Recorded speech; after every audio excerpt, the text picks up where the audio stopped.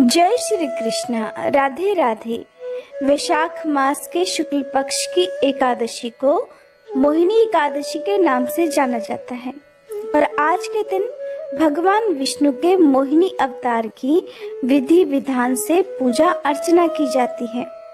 पौराणिक मान्यताओं के अनुसार समुद्र मंथन के समय अमृत का एक कलश निकला था, जिसे दानवों से बचाने के लिए श्री हरि विष्णु ने मोहिनी का अवतार धारण किया था।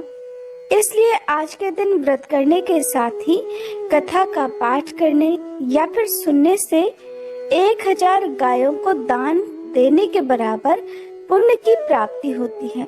साथ ही भगवान विष्णु हर संकट से मुक्ति भी दिलाते हैं। सबसे पहले तो आप सभी को मोहिनी एकादशी की ढेर सारी शुभकामनाएं। अब सुनिए मोहिनी एकादशी की कथा। साथ इस वीडियो के लास्ट में आप जानेंगे कि आज के दिन भगवान विष्णु की पूजा किस विधि विधान से करनी चाहिए। एक बार धर्मराज युधिष्ठिर ने भगवान श्री कृष्ण से मोहिनी एकादशी का महात्म्य जानने की इच्छा प्रकट की।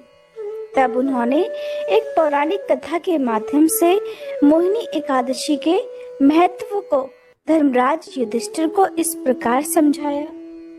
भगवान श्री कृष्ण कहने लगे, हे धर्मराज, पौराणिक कथा के अनुसार सरस्वती नदी के तट पर भद्रावती नाम की एक नगरी थी। वहां द्युतिमान नामक चंद्रवंशी राजा का राज्य था। इसी नगरी में हर तरह से संपन्न श्री विष्णु भक्त धनपाल नामक एक वैश्य भी रहा करता था। उस वैश्य ने नगर में कई भोजनालय, प्याऊ, कुएं, तालाब और धर्मशाला आदि बनवाए थे। साथ ही नगर की सड़कों पर आम, जामुन, नीम के अनेकों छायादार पेड़ भी लगाए थे। उस वैश्य के 5 पुत्र थे, जिनका नाम सुमन, सुदबुद्धि, मेधावी, सुकृति और धृष्ट बुद्धि था। उसका 5वां पुत्र बहुत ही खराब आदतों वाला था। वो अपने माता पिता और भाइयों में से किसी की बात भी नहीं मानता था। बुरी संगति में रहकर जुआ खेलता और पराई स्त्री के साथ भोग विलास किया करता था। साथ ही मांस मदिरा का सेवन भी करता था। इसी प्रकार अनेक बुरे कर्मों से वह अपने पिता के संचित धन को नष्ट करता रहता था। पुत्र के कुकर्मों से परेशान होकर धनपाल ने धृष्ट बुद्धि को घर से निकाल दिया। अब वह अपने गहने कपड़े बेचकर जीवन बिताने लगा। जब उसके पास कुछ भी नहीं रहा, तब बुरे कामों में साथ देने वाले मित्रों ने भी उसे छोड़ दिया। भूख प्यास से परेशान धनपाल के पुत्र ने चोरी का रास्ता अपना लिया, लेकिन वह चोरी करते हुए पकड़ा गया। तब उसे राजा के सामने प्रस्तुत किया गया, लेकिन वैश्य का पुत्र जानकर राजा ने उसे चेतावनी देकर जाने दिया। अब धृष्ट बुद्धि के सामने चोरी के अलावा और कोई रास्ता ही नहीं बचा था कि वह अपना पेट भर सके।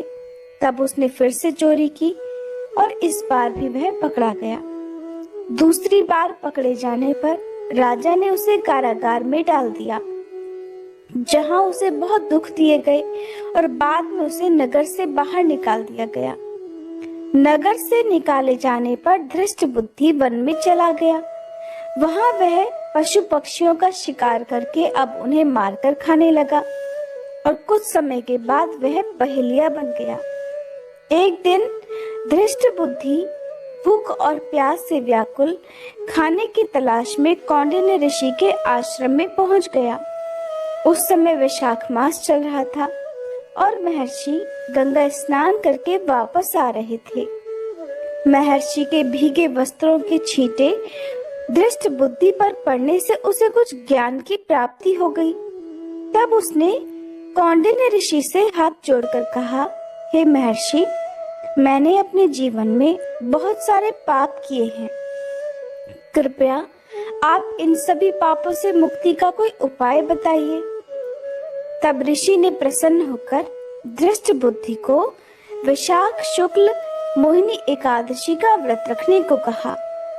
कहा कि इस व्रत को धारण करने से तुम्हारे सभी पाप नष्ट हो जाएंगे। तब दृष्टबुद्धि ने महर्षि को प्रणाम किया और उनकी बताई विधि अनुसार इस व्रत को किया। भगवान श्री कृष्ण कहने लगे, हे धर्मराज, इस व्रत के प्रभाव से दृष्टबुद्धि के सभी पाप मिट गए और अंत में वह गरुड़ पर सवार होकर वैकुंठ धाम चला गया। इस व्रत से मोह माया सबका नाश हो जाता है। संसार में मोहिनी एकादशी व्रत से श्रेष्ठ और कोई व्रत नहीं है। इस व्रत की महिमा को पढ़ने या सुनने मात्र से ही 1000 गौदान का फल प्राप्त हो जाता है। धर्मराज को मोहिनी एकादशी व्रत का महात्म्य सुनाकर भगवान श्री कृष्ण मौन हो गए। तब धर्मराज ने भी विधि विधान से वैशाख शुक्ल मोहिनी एकादशी का व्रत सच्चे मन और श्रद्धा से किया, जिससे उन्हें भी अंत में वैकुंठ लोक की प्राप्ति हुई।